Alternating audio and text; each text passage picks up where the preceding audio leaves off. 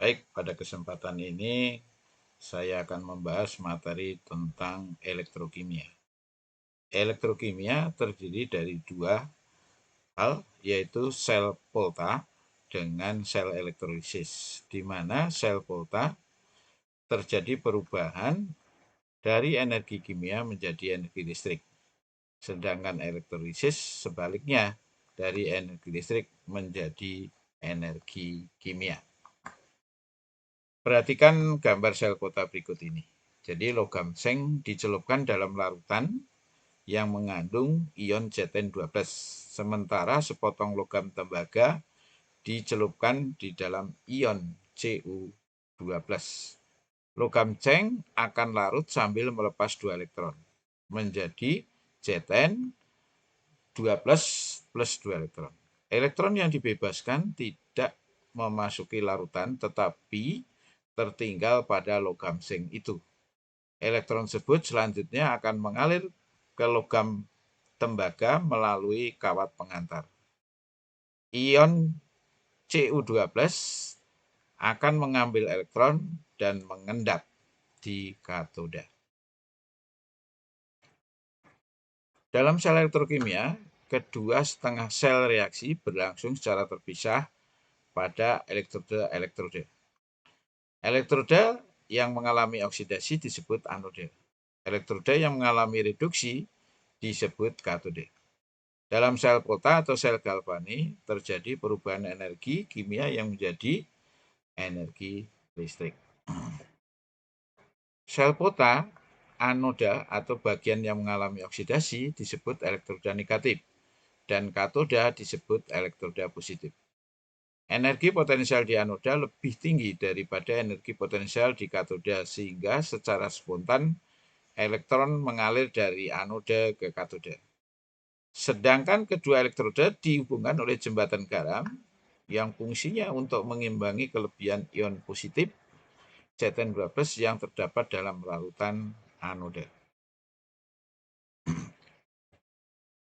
Sel Volta ini ditulis dalam notasi sel Zn padat, bentuk Zn12 larutan, dihubungkan di jembatan garam.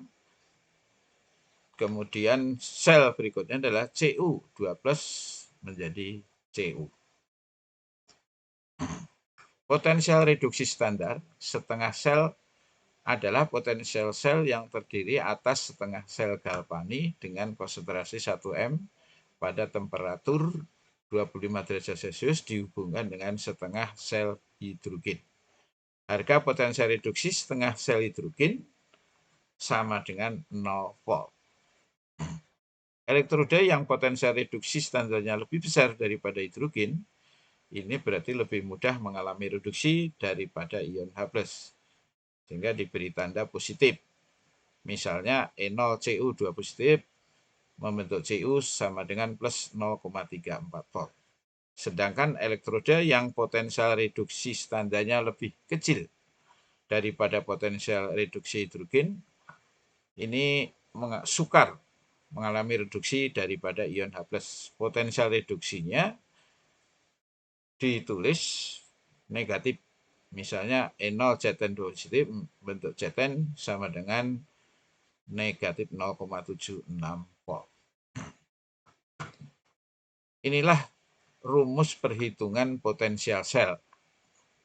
Jadi E sel ini sama dengan potensial reduksi standar zat yang tereduksi dikurangi potensial reduksi zat standar yang teroksidasi, atau E sel sama dengan potensial reduksi standar zat yang teroksidasi ditambah potensial reduksi standar zat yang tereduksi.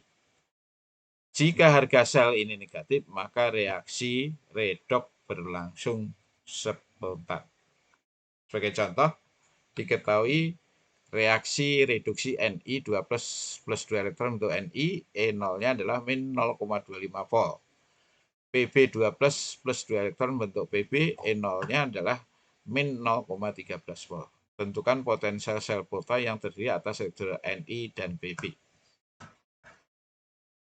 E sel sama dengan E0 Pb dikurangi E0 Ni.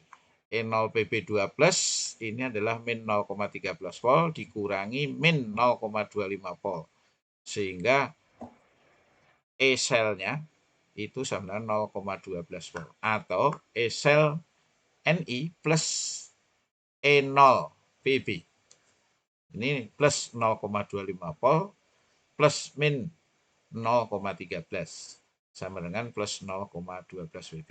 Perlu diperhatikan bahwa potensial reduksi tidak pernah dikalikan dengan faktor yang digunakan untuk menyamakan elektron yang dilepas atau diterima untuk menghasilkan harga potensial sel.